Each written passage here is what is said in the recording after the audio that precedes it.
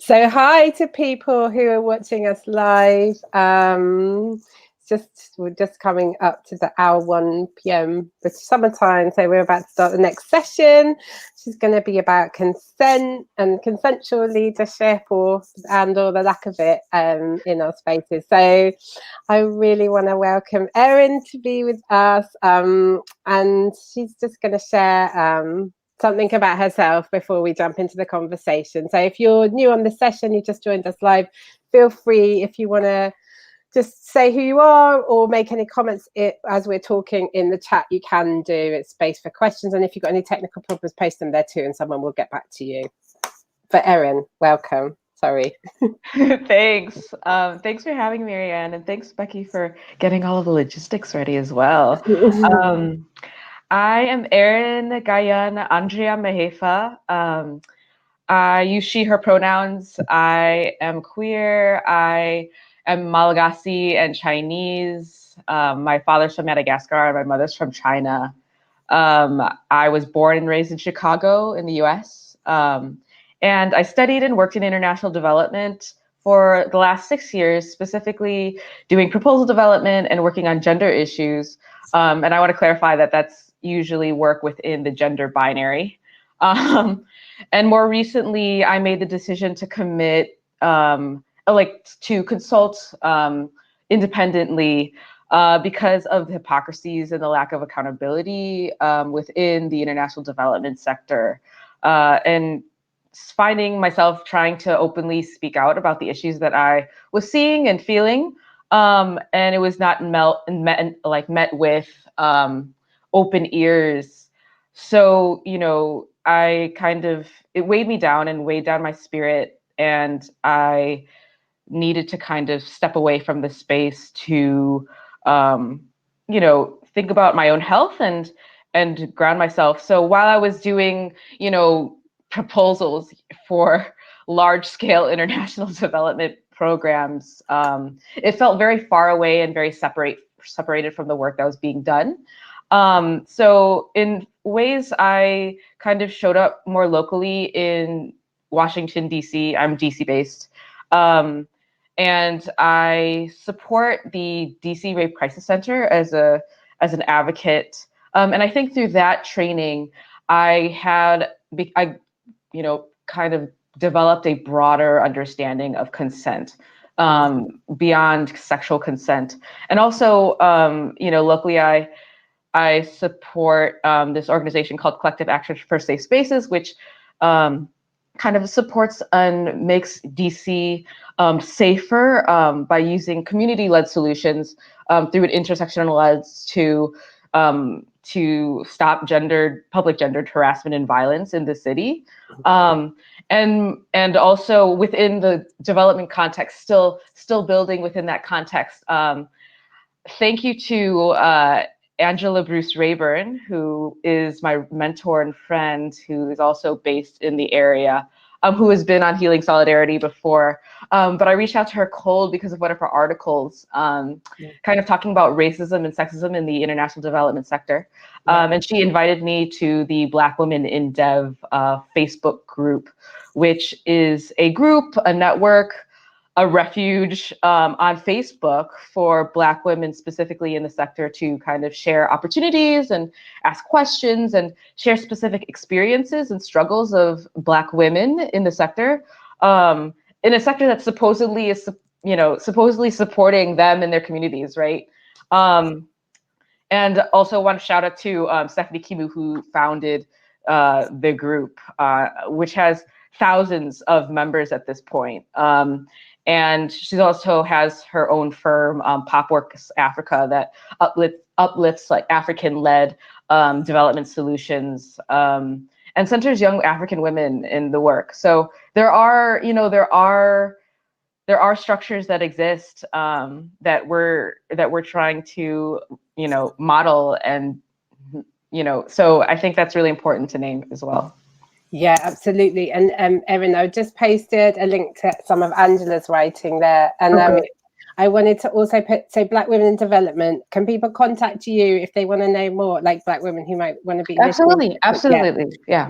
So let me just say contact Erin there, and I'll just paste that there just so people can see it. Okay, great. Thank you for sharing about that. Yeah. So I think then let's welcome to these conversations, and I think let's jump into the conversation about consent.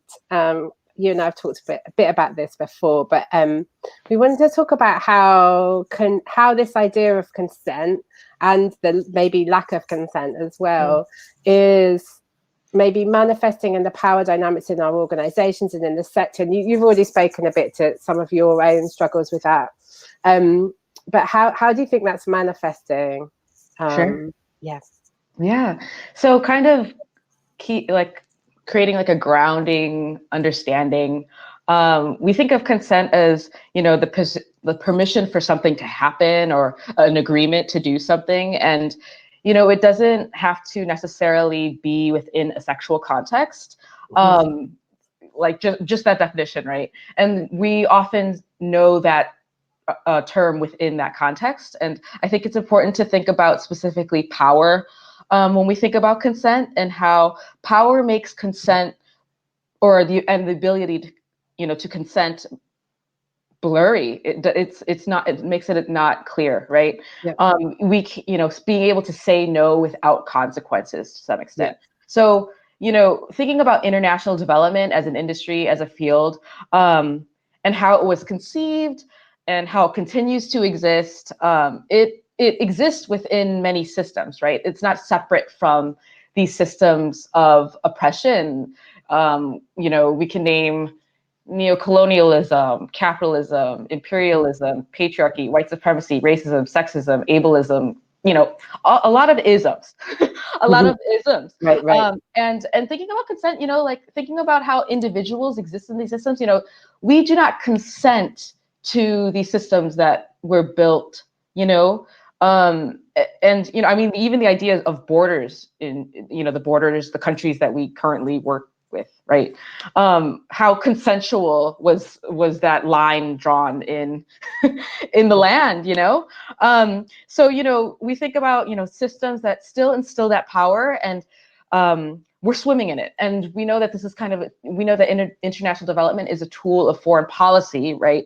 And so inherently in our institutions and in our structures and how individuals operate, we are informed by those systems. And specifically our identities have so much to do with how we navigate those systems. And so kind of seeing the connection between us as individuals and the systems, I think, is so important, because that's kind of how we kind of would think about change, specifically how changing the individual does change or contribute to a change in the system. Whether or not we feel it, right? So, how does this play out in international development? The system is the international development sector is kind of set up where, large NGOs and organizations come in with a prescribed program or project that's funded by a donor that's in, Western European, US, Canada, white, rich countries, all the ways you can talk about that. And local organizations, partner with them to work towards a common goal, but also, to support their own community, support themselves in their, livelihood. But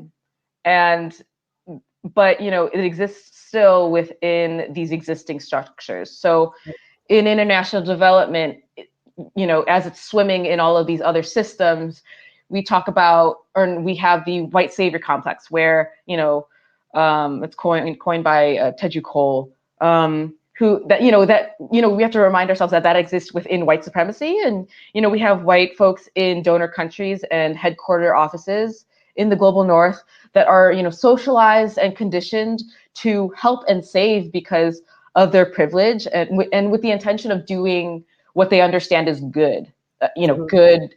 And if you ask what that looks like it's not clear for everybody, and it's not the same definition of what good is for everybody. Absolutely.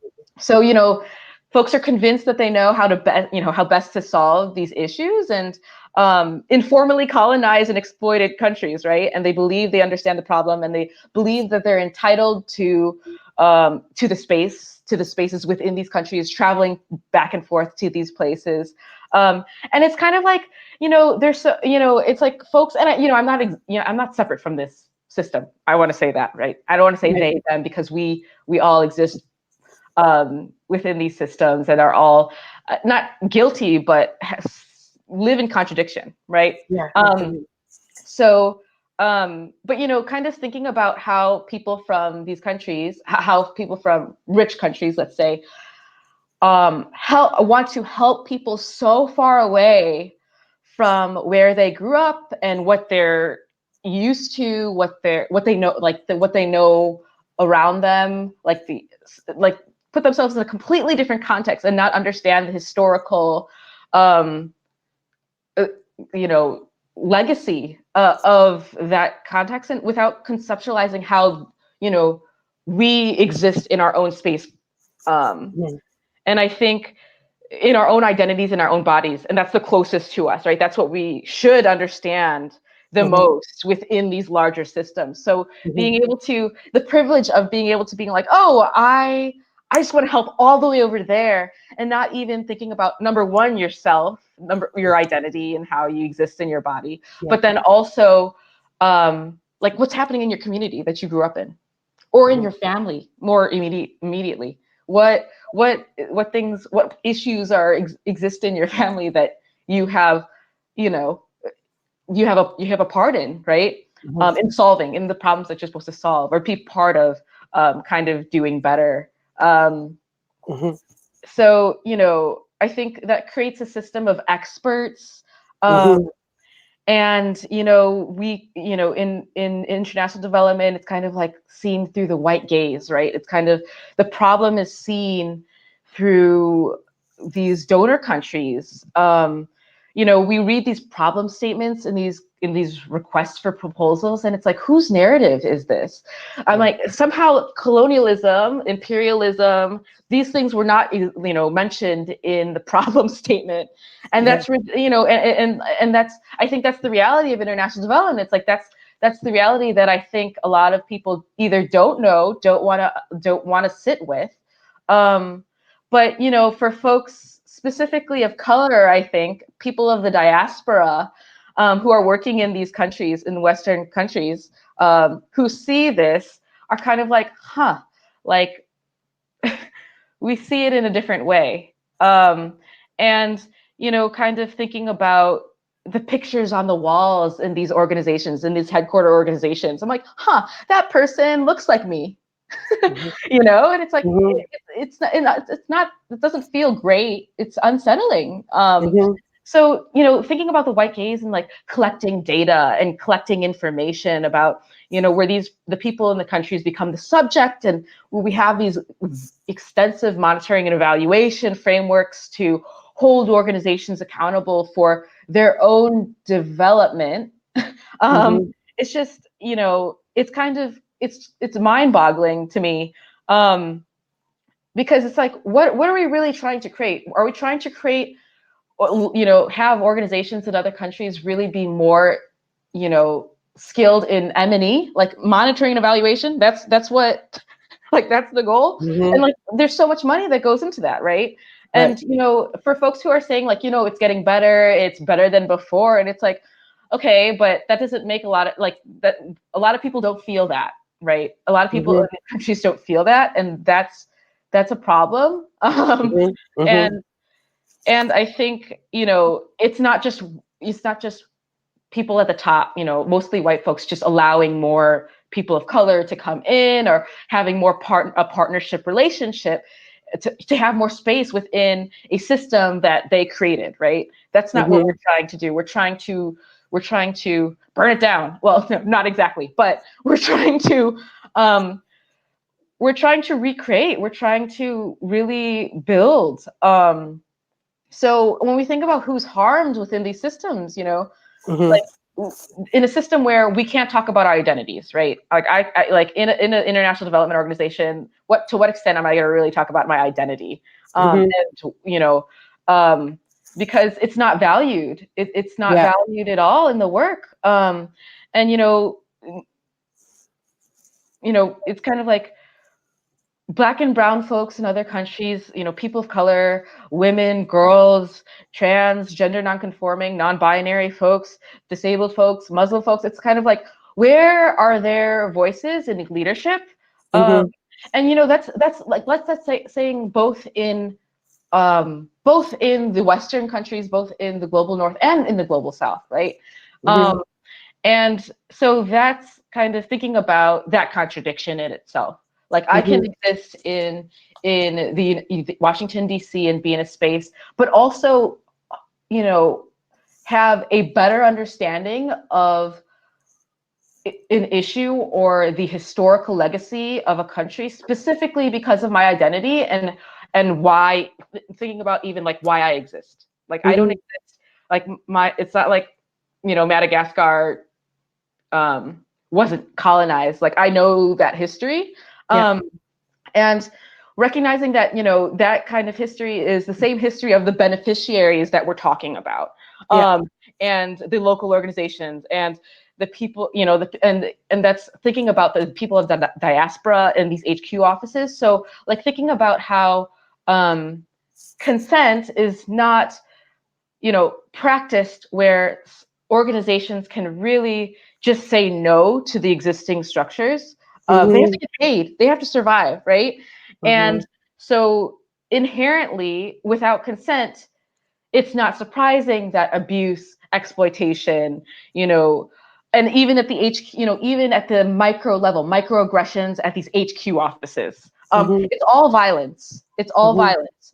So yeah, it's kind of like, what are we doing how are we practicing consent in our interpersonal relationships, and how does that reflect into the larger systems that we exist in?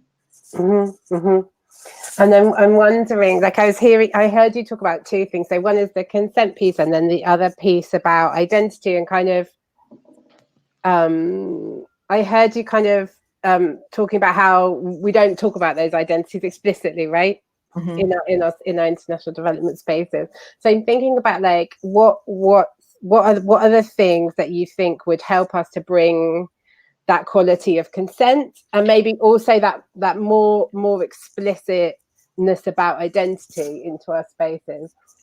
Yeah, I mean, I think it takes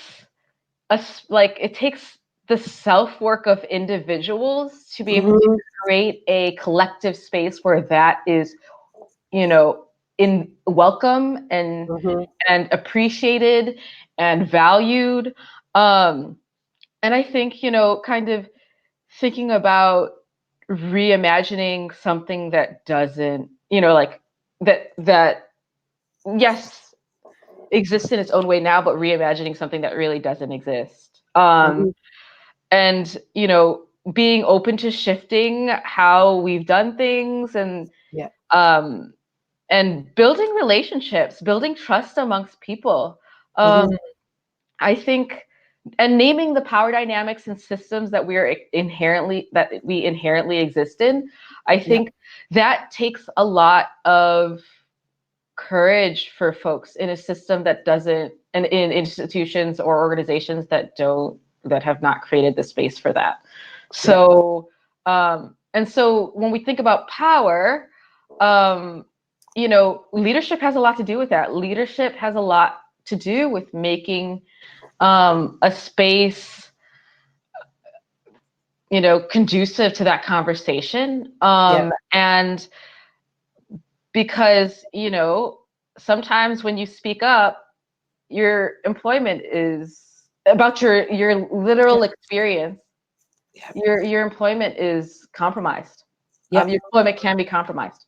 That's how the system exists, So yeah, I think, and in recognizing that leaders are, leadership is made out of individuals. like individual leaders.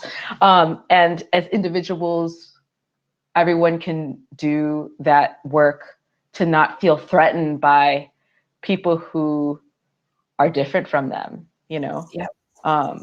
Yeah. Yeah. Yeah, absolutely. And I think about like, if we're in this place where I think you've really articulated really clearly, and it's clear to me too, that some of our relationships don't feel or look consensual, both at the personal level, but also in organizational levels.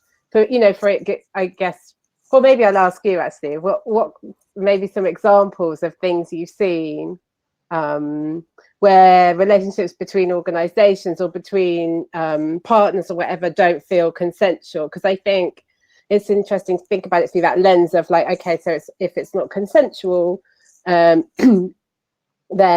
there's something about building that space where consent is possible. But maybe we could give people a few examples of, or maybe people have them of their own, and people are welcome to share, right? Yeah.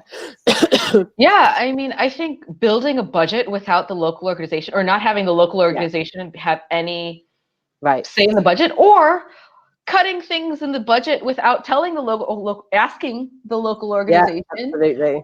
And submitting that proposal without them knowing, that's not consensual. And kind of thinking about, I mean, that's it's so interesting to see at headquarters how folks talk about the capacity of local organizations.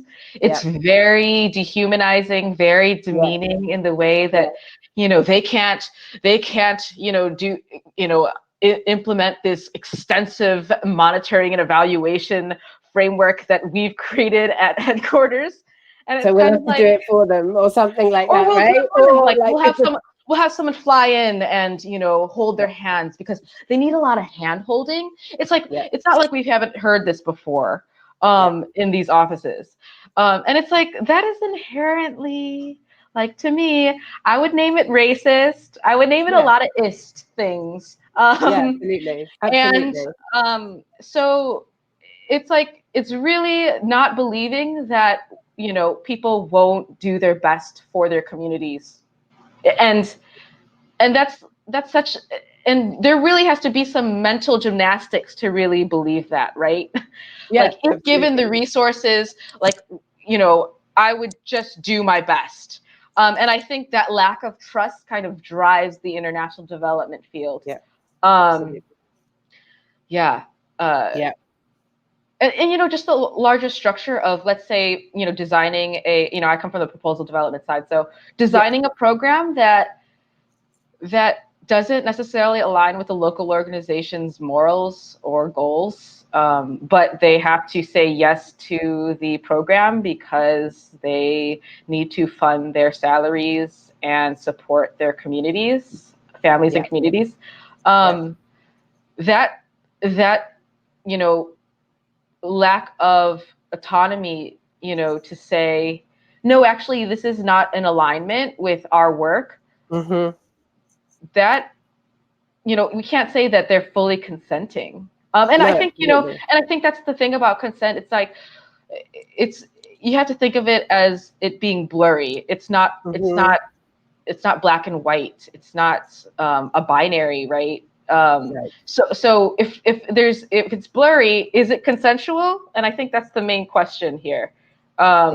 Even when local organizations say, yeah, I guess we'll do this project, even though we don't have the capacity right now, is like, it's kind of like, does that really allow for us to be doing this work in a meaningful, thoughtful way? Yeah, absolutely. And so, thinking of all these problems that you've articulated, and I definitely have seen lots of those things too. What might consent look like for example, in partner relationships? Because we were talking about that kind of example of, like, you come up with a proposal and then, like, it's not a very consensual process. What could consent look like if we imagine things differently? Sure. I think the way that international development uses the word partnership always kind of felt like a lie because of the power disparities, the inherent power disparities between community organizations and international NGOs. And I think being able to name power dynamics and develop problem statements, collaboratively with local organizations, where there's transparency, where there's trust, where there's consensus building, where there's collaboration, where there's communication and an open line where people can state their needs, where there's accountability. Where there's shared ownership, right? Because, it's like, how are these solutions, like these solutions don't work if they're not community led. And within within like the larger system, we've all been programmed, including the folks in these formerly colonized, exploited countries. We've all been conditioned to show up in a certain way, to provide a certain kind of information in a certain language, with a certain structure, and like really thinking about how maybe we don't have to do all of it. Maybe we don't have to, have like small organizations write, 200-page proposals. Like maybe we don't, and I think really, and there has to be kind of, again, like individual work that has to kind of create a ripple effect of change. I really do think that it takes kind of unlearning of the way that we've been conditioned and socialized to operate in these systems of oppression, and that's part of decolonization. That's part of how we have to kind of unlearn what we've been taught. Absolutely. And I wanted to talk as well because we've had some like highly publicized sexual harassment cases in the sector, as many people know about, the Oxfam stories and Save the Children stories, and there are others I know around. Thinking about those stories and the profile of those cases, but then also about the wider problem that we know exists of sexual harassment specifically in these contexts. How does that link to this question of consent for you when you think about the work? We know that consent, it makes it very difficult to consent when there are power dynamics, right? And we know that international development doesn't operate. We can't say that international development operates completely just consensually. And countries don't have full ownership of their own development. And it's specific, and international development is really specific because it specifically provides a space that displays the vast power disparities between those working in INGOs, international NGOs, and let's say beneficiaries, right? And that it's such an extreme disparity that's on display, and so and also under the facade of doing good work, right? So it wouldn't be surprising that abuse and exploitation would exist in these spaces. And yes, that could manifest in sexual exploitation and abuse, So thinking about kind of like naming those specific power dynamics, like, we've seen it before. If you've been to other countries, a white man with a much younger Black and brown woman or girl in a country, and recognizing the many other power dynamics that are at play in that relationship. I mean, it's really unsettling. And you think about kind of like how, you know, patriarchy, white supremacy, imperialism, like all of those things play into those two people, you know, like we can't not associate it with that relationship. Yeah. And they're larger systems and there's just two individuals there, but like naming it is really uncomfortable. But at the same time, it's kind of like without naming it, we're not going to, you know, at all address the problem. Yeah. Yeah. And as much as and I think that as much as naming, we might name it in our head sometimes, like, you know, you might see it. I think there's something also about like naming it between us, naming it in our spaces, you know, as well. Like being willing, particularly if we're a person of more privilege in the space, being willing to kind of call racism what it is, or call abuse what it is.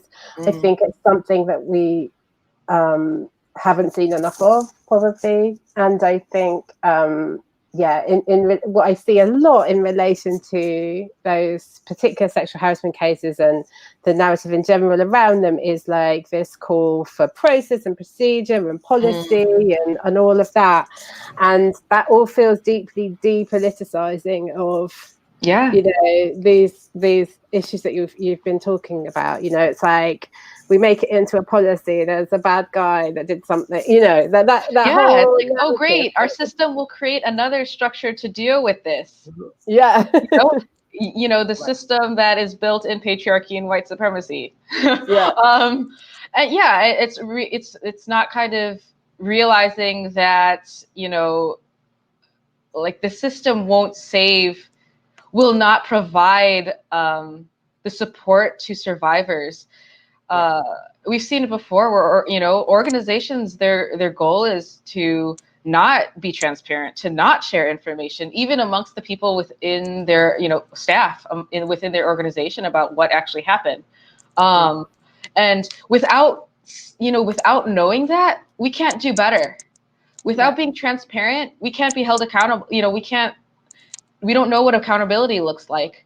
And so it's kind of like, how can, you know, as a person, you know, as a person who, like, as for survivors, what does that look like, to be, you know, heard, to be listened to be validated. And I mean, I've seen it. Organizations are not operating within trauma-informed, survivor-centered, you know, models. So, you know, unsurprisingly, their due process system is not going to really support survivors in the way that they need, you know, in the way that we need. So. Yeah, and just as you touch on that, I'd be interested to hear a bit more about what that could look like. But like if people were heard and listened and validated, heard. I didn't get that. That didn't make sense, but maybe understood what I meant. Absolutely. I think there would be more trust, you know. There would be more trust, and there would be a more open space to be vulnerable, and I think that's really important.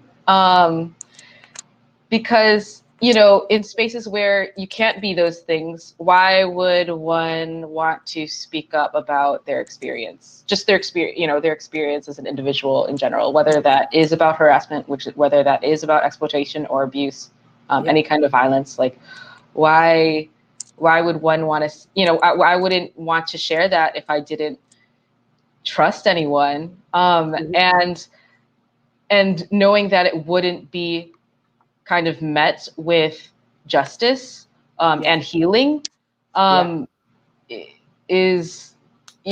just kind of wouldn't be a space that that really kind of centers survivors. And, we can't, ideally we would, international development organizations would be survivor centered.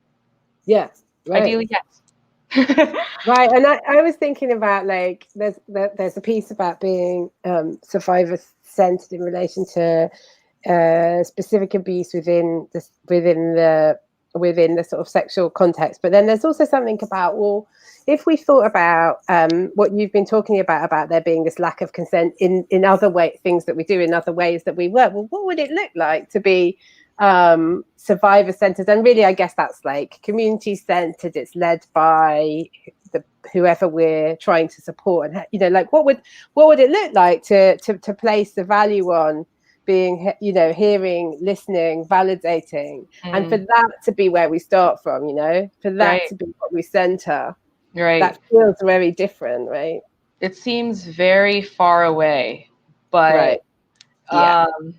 Yeah. At the same time, we're trying. Yeah, I agree. It seems far away, but I also think there's something really valuable that I hope people will take away from this conversation around thinking about, your own practice and your own work, as you've spoken to, Erin, in all these ways, and also in relation to, like, well, how are you thinking about consent in your own practice? Because there's the levels on which we can personally, shift what we're doing, as well as the kind of big things that seem pretty far away, I think. Right. Yeah. I see there's a comment from Esther. Yeah, just saying, yes, we really need space to talk identity and diaspora, totally unrecognized. Yes. Thanks, Esther. Yes. Thank you. I'm hearing that as well. And I know it's something I want to really look at in Healing Solidarity in future as well. So thank you for that. If anyone has any questions they'd like to ask, I'm going to wrap up shortly. Oh, here we go. We've got one. I think that's Esther again. How do we tackle perpetrators? Yeah, go ahead. I think, it's complicated, but I very much believe in transformative justice. Yeah. Because I know that I have harmed before unintentionally, and wouldn't want to be, and have been held by people after harming folks. And I want to be held in my contradictions and also be held accountable. I'm not sure exactly what that looks like. I don't know. But I think throwing people out is not going to change the system. Yeah. Throwing people in jail, that punitive system that is reflective of kind of the carceral state. And that doesn't really, support the growth of a society. So when we think about individuals perpetrating violence within organizations, ideally there would be resources for them to reform, transform, heal in a way where they can show up again, to do better, right? And that may look like they need to step away from a specific space for a significant amount of time, or for the rest of their careers. I mean, depending, I think it really depends. And I think that's really talking about a world that does not exist. All we have in terms of our tools is just to fire that person and not have them hired for the rest, at any other international development or NGO. But again, what are we learning from that? And what does that mean about how we kind of view ourselves, that we are better, that we have never done harm, that we, so it's, I think it has to do with transformative justice and what we do with abusers. I think that's a question that's happening both at, at the global level, but also it's in local spaces too. Yeah. In the Yeah. US. Yeah, I think this transformative justice conversation is so important. And thank you for bringing that, Erin. I think we haven't investigated it really in relation to either to, perpetrators in terms of sexual abuse, but also these whole questions about the sector, right? Mm-hmm. It takes us all being willing to acknowledge the part of us that it has harmed and is able to harm as well, right? It takes, which you just brought, it takes that to be able to think about a system which, as you say, like it's not here, but to even just imagine a system where there was something called transformative justice that we could lean into. So thank you so much for bringing that. There's someone else asking a question. I don't know. Sorry, I'm using this thing for the first time. Someone has one here, I think. Ooh, could I ask a question? How do we begin having these conversations within our organizations? I feel the burden of bringing up these issues lies on the backs of Black women like myself, who have constantly talked about racism, classism, colonialism, etc., and it's exhausting. Yeah, that's. That is not, that's the thing. Whose labor are we, even with these conversations at these organizations, whose labor are we still capitalizing and feel that we're entitled to about these issues? Oftentimes it's Black women in these organizations. Oftentimes it is the people that feel the systems the most because the personal is political. And so I think it takes, for folks within organizations, the need to kind of realize what kind of energy we're willing to put in for people who may or may not meet us at where we're at. And recognize, what does care for yourself look like, and what does care from your community, from your support system look like if you're going to be speaking up in those spaces. For me, I had to leave my organization. It was not good for my health to continually kind of fight the fight, and didn't feel like, specifically in my role of proposal development, where it felt like I was making money for the organization. It just didn't feel in alignment with what I really was trying to do and manifest. I think kind of thinking about our own boundaries and how much labor we're putting in, because we know that what we're saying is the truth. But at the same time, we have to take care of ourselves first, because the system wants us to drown. Too exhausted. Yeah. And I just want to speak to that very quickly from a perspective as a white woman with considerable privilege in this system. And that's to say only that I don't have all the answers, but in my own work, I try to strike a balance between inviting voices that aren't my own and voices that don't look like mine, and being willing to speak up and say things that aren't welcome or aren't, and speak to some of these issues and invite people to speak about them. And sometimes it's a balance that I struggle to strike, and other times it feels better. And I think that that's the discomfort of being in these systems and trying to challenge them, is that sometimes I think I'm talking too much, and sometimes I think I'm asking too much of other people, and we have to wrestle with that. It doesn't get comfortable because it's not going to get comfortable in these systems. Right. I feel that, and I have the same discomfort.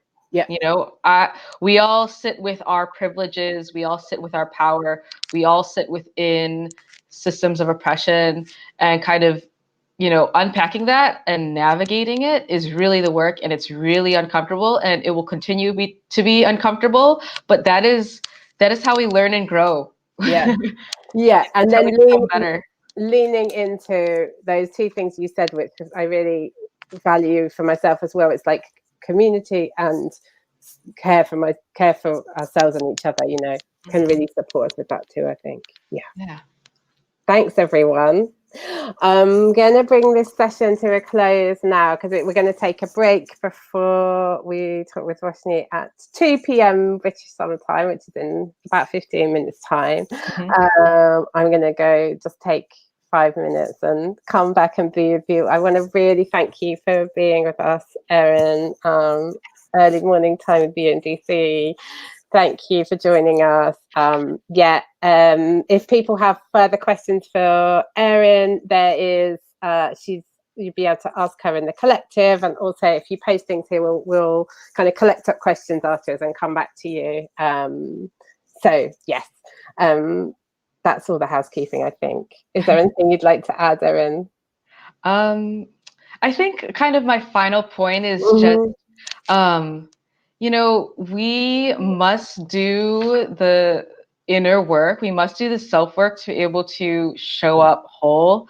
And kind of speaking to my own journey and my own healing journey specifically, and needing time away from the spaces. It's kind of like we have to question, like, why are we doing this work? Why am I convinced that I'm the best fit to help people so far away from us? And how do we practice consent in our everyday interpersonal relationships?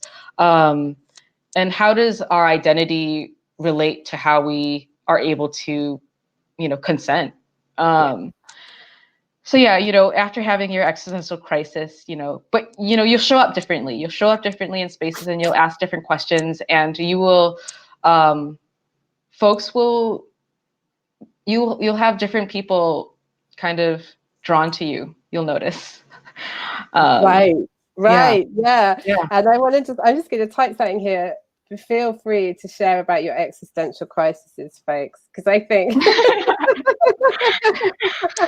I've definitely had plenty. Yeah.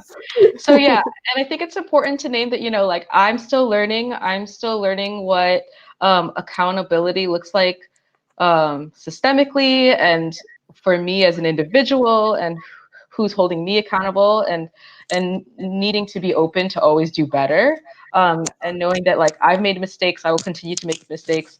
So and I should not be the end of the conversation, like, we're doing the individual work to change and show up better to change these structures and systems, because these structures and systems are made up of individuals. Yeah.